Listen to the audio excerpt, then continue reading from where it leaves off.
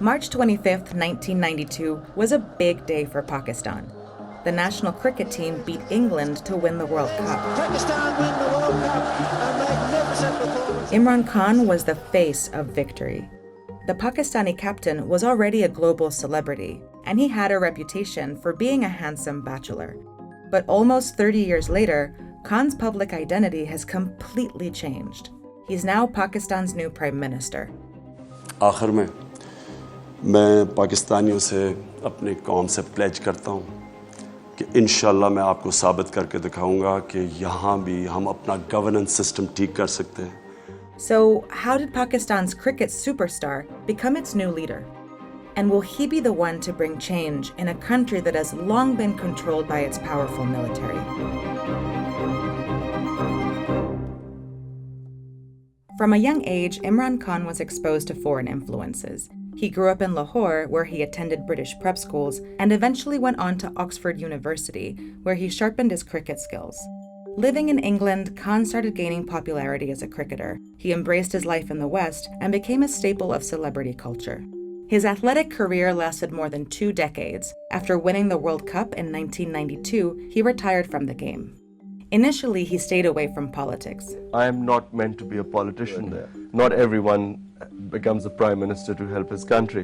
In 1994, he opened the first specialized cancer hospital in Pakistan.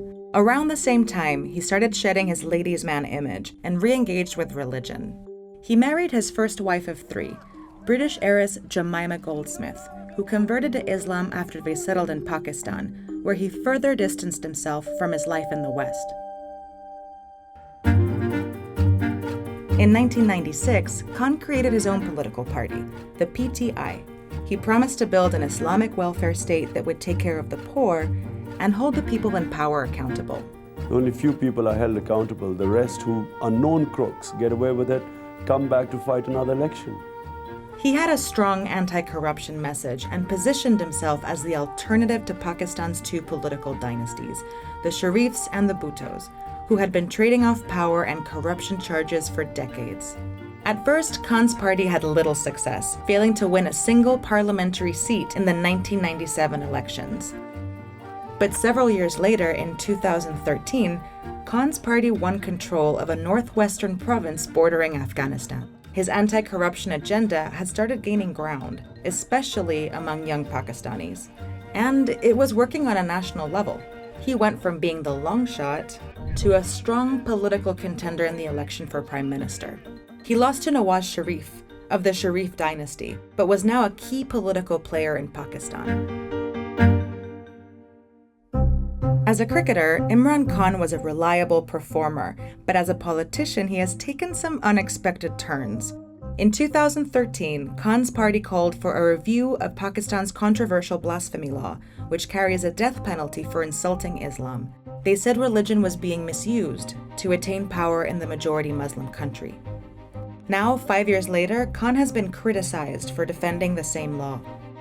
Earlier, as part of his anti-corruption stance, Khan denounced opponent Sharif's party, but later he recruited candidates from the same party to boost his own. Khan has also been criticized for his leniency with the Taliban.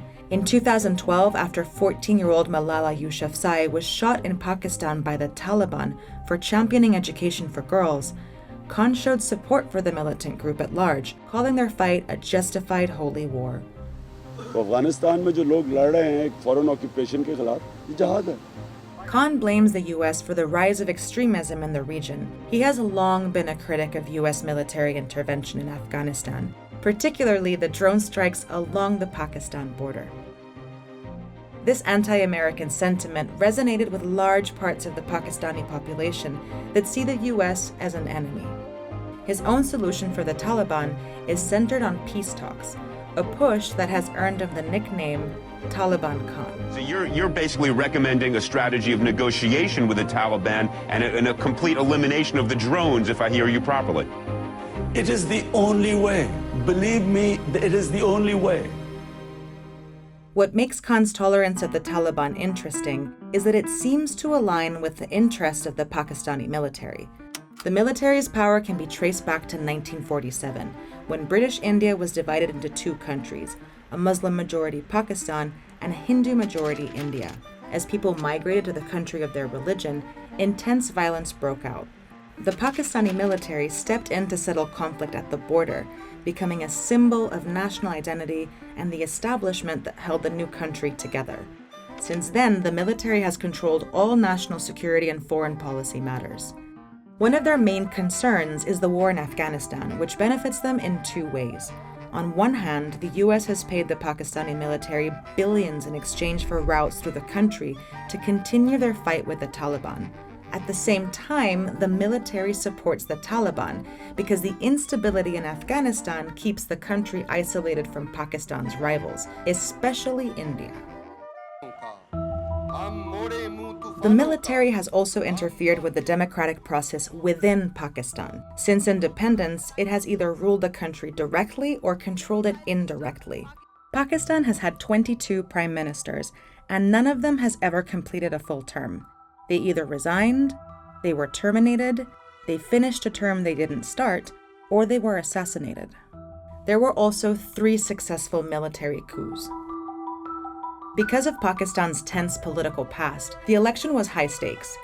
In the months leading up to the vote, religious extremist groups tried to destabilize the electoral process by killing at least 200 people in a string of attacks, including a polling station bombing on election day that killed 31 people.